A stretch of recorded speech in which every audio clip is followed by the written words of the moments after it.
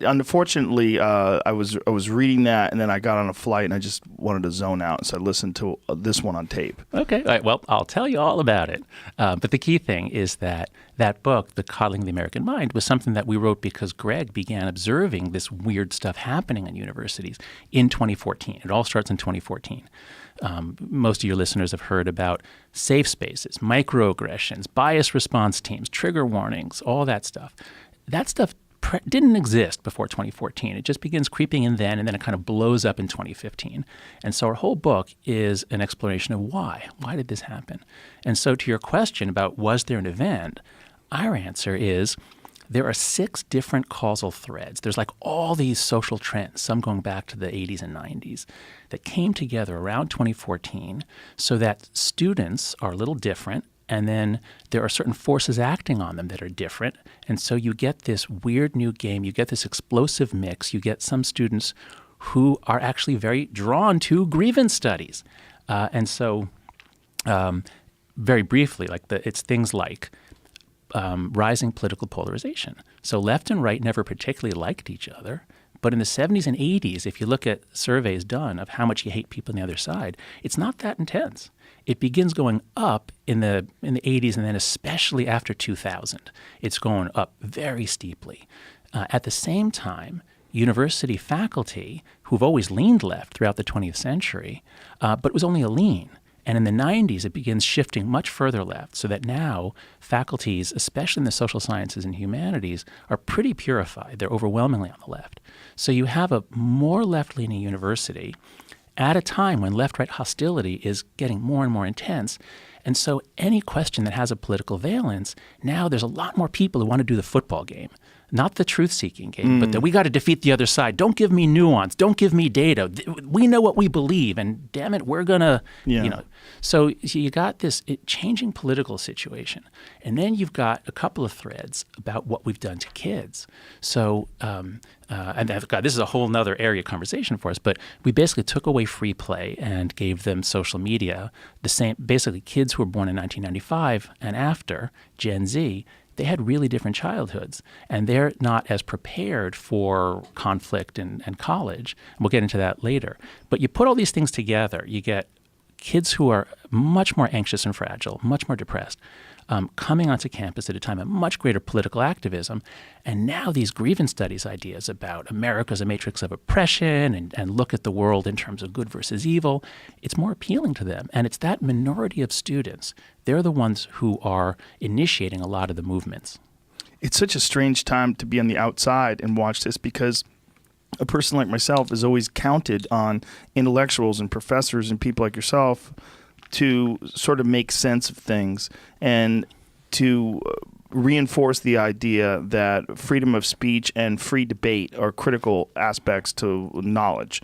And one of the things that's most disturbing when you see in schools is people that are even marginally right-leaning or centrist being called Nazis and being silenced, and they're pulling fire alarms when they're speaking.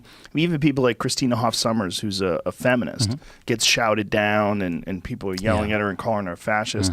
It's just very strange. It's very strange to watch from the outside, and it's also very strange to not see any pushback by the professors. So sitting here and seeing this happen and thinking, well, these poor kids, they're going to have to go into the workplace. They're going to have to, right now they're in this very insulated environment. They're going to escape that environment when they graduate, and then they're either going to push this ideology into the workforce, which you do see now. That's exactly. Especially with tech in the companies. last year. That's right. That's right. No, that's right. I know it's strange to look at it from the outside, and believe me, it's stranger from the inside. But one thing I can say that might be helpful here is that from the outside, what you see is the news reports. And the news reports are going to be very selective. And so especially what happens is because, universities have always leaned left, and so the right-leaning media have always been suspicious. So the right-leaning media has huge coverage of every little thing. And sometimes it's exaggerated, sometimes it's misinterpreted. For the most time, there was something there. Left-leaning media tends to ignore it. And so I go around the country and people on the right expect that, oh my God, it's chaos and mob violence on campus, which isn't true. That's an exaggeration. And the left is like, problem? What problem? There's nothing changing. And so I think the key thing to keep in mind here is that there's about 4,500 institutions of higher education in this country. Most of them are not selective schools. They'll take anyone who comes. And in those schools, not much is happening. But if you go to the elite liberal arts colleges in the Northeast and the West Coast, then usually something is happening.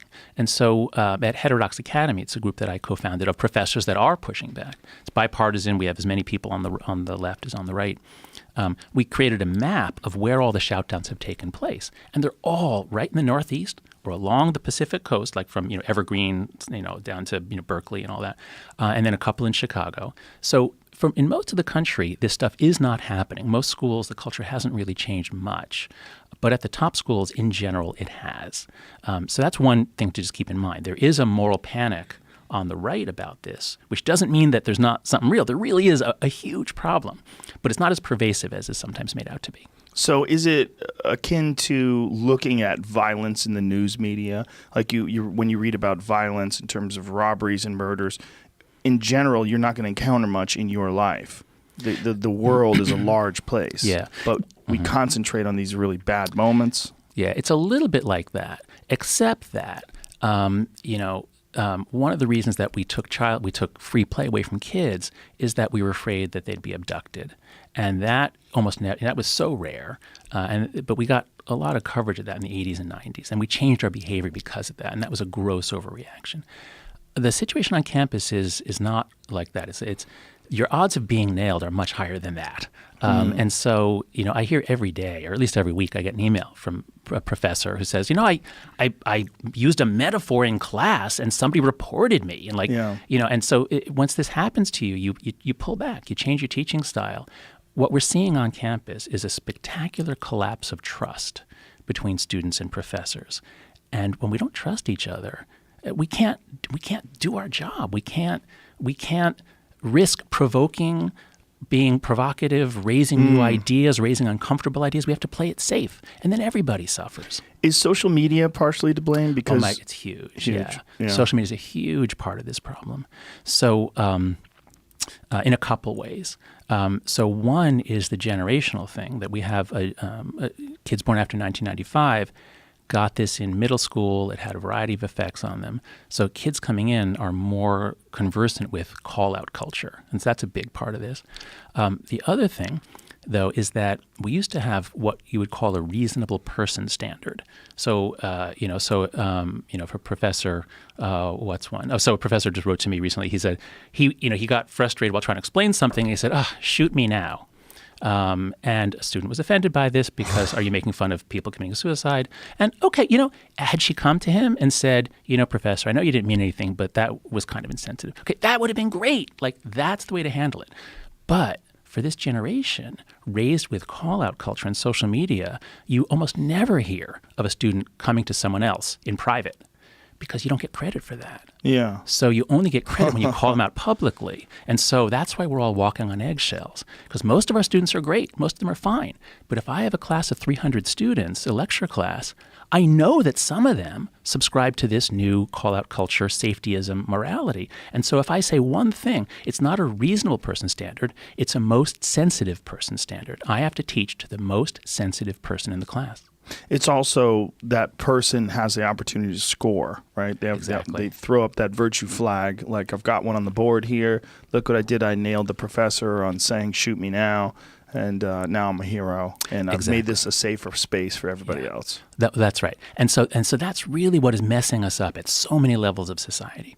And the fact that a lot of these problems, the difficulties of democracy, the rise of authoritarian populism. There are a lot of weird trends that are happening in multiple countries. And I think it's the rise of devices and social media is the main way we can explain why it's so similar across countries. Do you think that this is this some sort of a trend that will eventually correct itself when these kids get out into the real world and then go through a whole generation of that, and then people realize the error of their ways and the disastrous results of having these unprepared or emotionally unprepared kids? No, I'm pretty confident that it will not correct itself. I think that once we understand it, I think there are a variety of things we can do to change it. But I think here's the way to understand it and why it's not going to change itself. So I'm a social psychologist is my main area.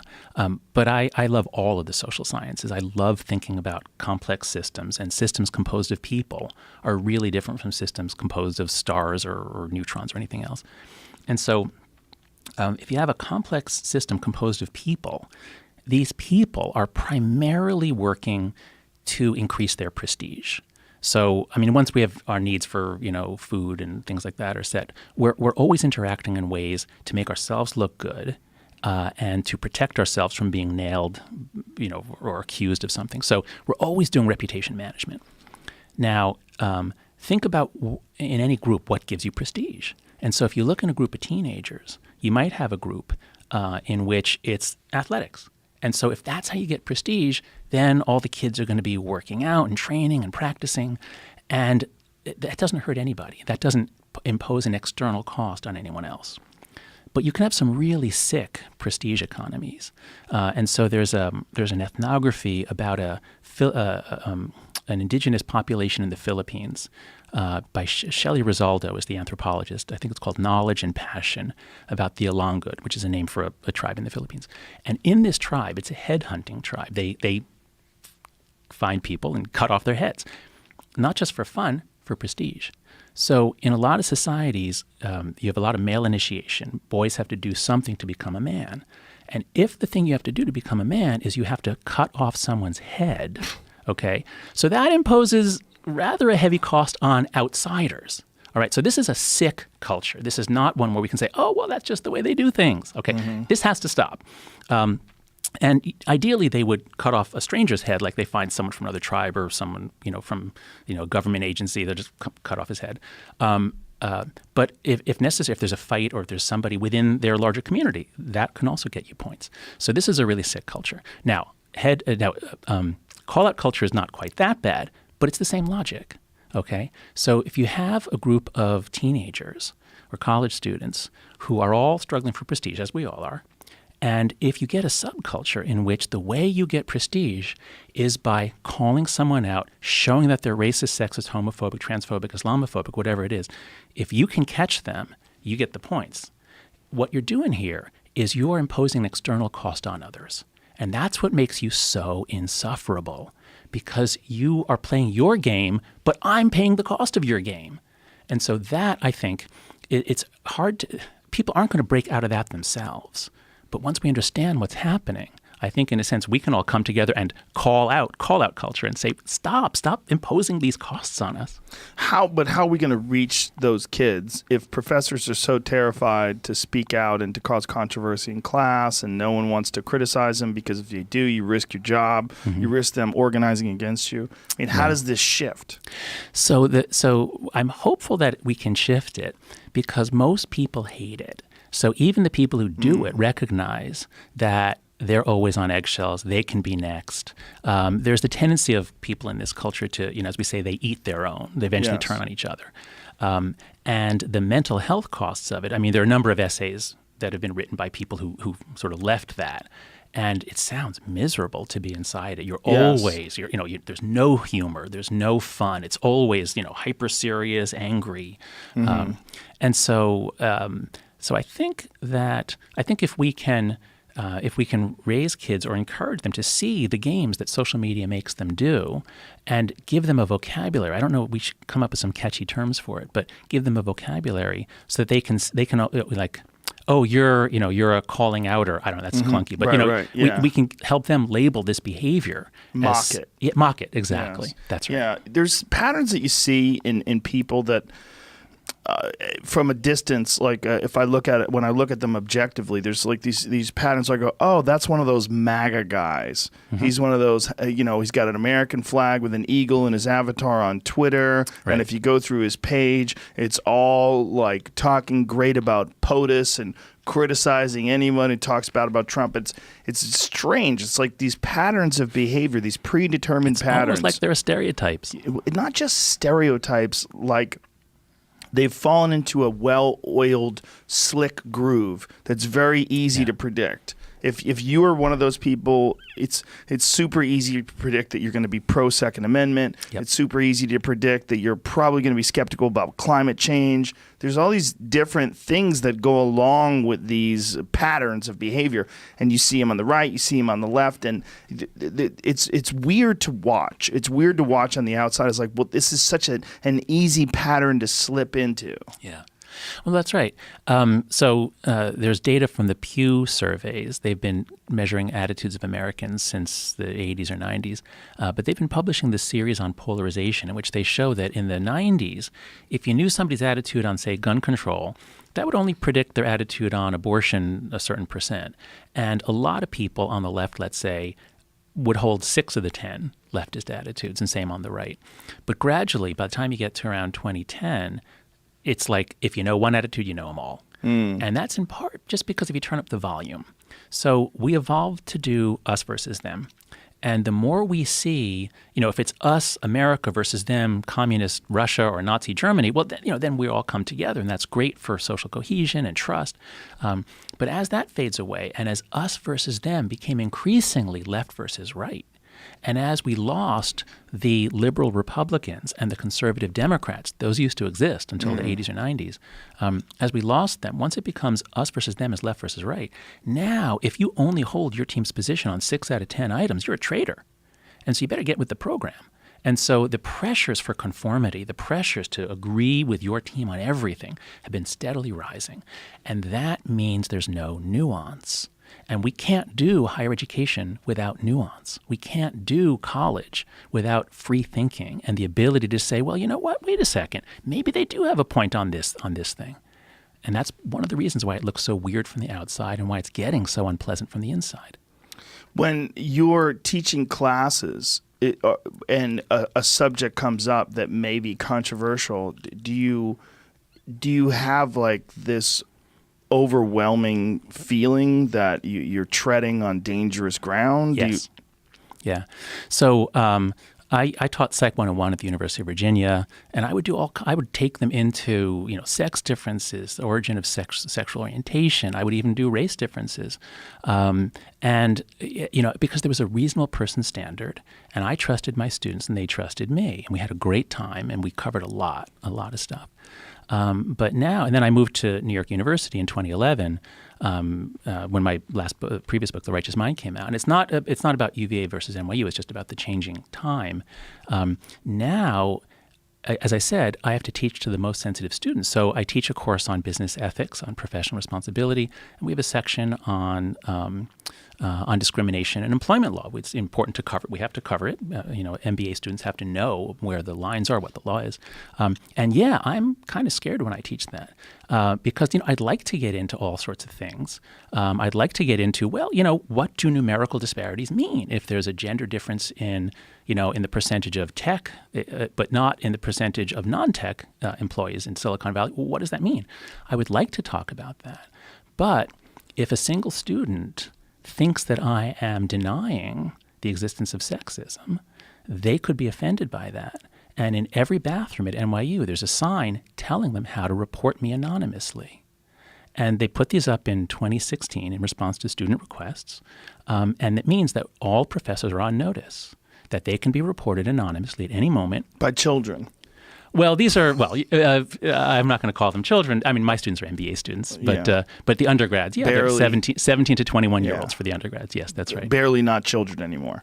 That's right. And there's an incentive to this what we were talking about before. There's this incentive that gives them attention, they get prestige, they get value from it, and this culture encourages these things. That's right.